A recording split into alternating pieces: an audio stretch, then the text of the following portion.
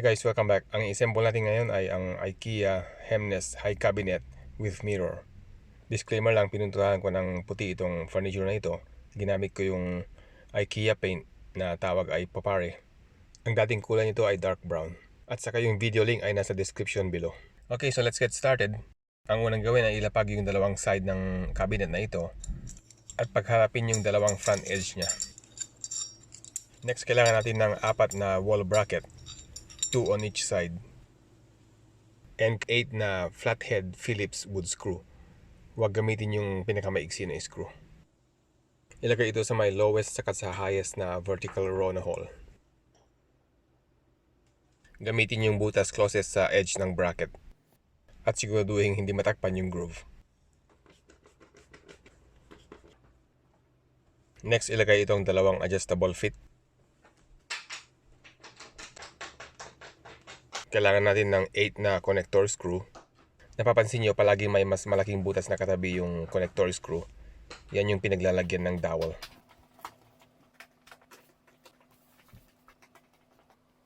So ito nang itsura pag nailagay na lahat. Itong dalawang piraso ng rail, yung mas makapal ay sa baba, yung mas manipis ay dun sa taas.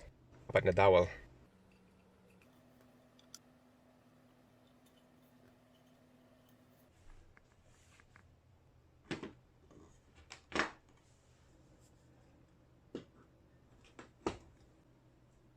Next, kailangan natin itong dalawang locking nut.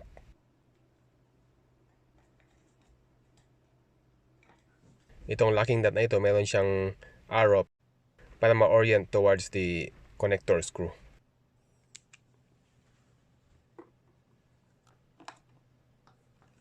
Meron tayong dalawang panel na may groove dun sa may isang side niya. Kailangan natin yung mas maliit. Lagyan siya ng 4 na dowel, 2 on each side. Ilagay niya, making sure na yung groove niya ay kaharap yung groove dun sa may side ng furniture. I-secure na gamit itong dalawang locking nut. Ang next na panel na kailangan natin ay yung fixed center shelf. Yun yung panel na may butas dun sa may edge. Kailangan din ito ng 4 na dowel.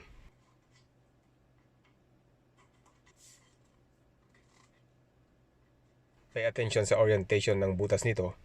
Yung butas na mas malayo sa edge, yun ang nakaharap sa may groove o sa backside ng furniture. Tapos yung butas naman na mas malapit sa edge, yun ang nakaharap sa front side.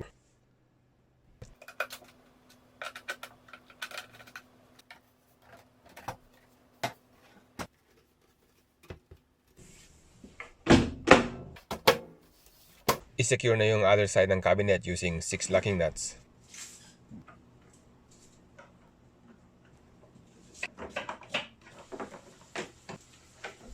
I-attach na itong part ng hinge, 3 itong piraso. You can put this on either side of the furniture. In my case, I'm doing the left side.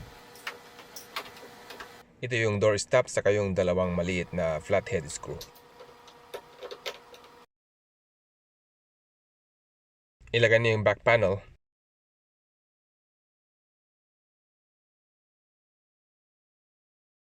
Ngayon, ilagay na yung top cover.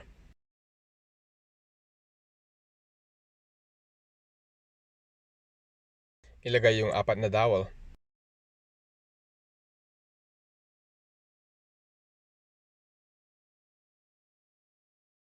Kailangan ng 5 na hex head screw.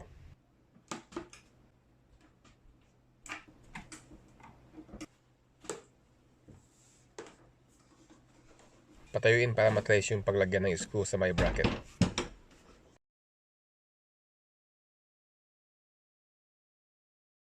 Pansamantalang tanggalin muna yung cabinet para mailagay yung screw saka spacer. Kung sa concrete mo i-attach, kailangan mo pang i-drill yung concrete saka ilagay yung plastic anchor. By the way, yung screw ay hindi kasama yun sa furniture. Kailangan mong bibili ng sarili mong screw. Hindi ko alam kung anong tawag nito. I'll just call it keyhole washer. Ito mismo yung mag-hold ng cabinet against the wall. Ito yung bracket cover.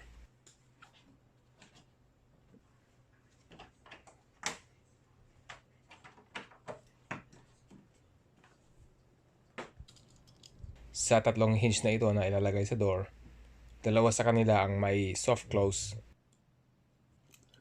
Yung isa na walang soft close ilalagay sa gitna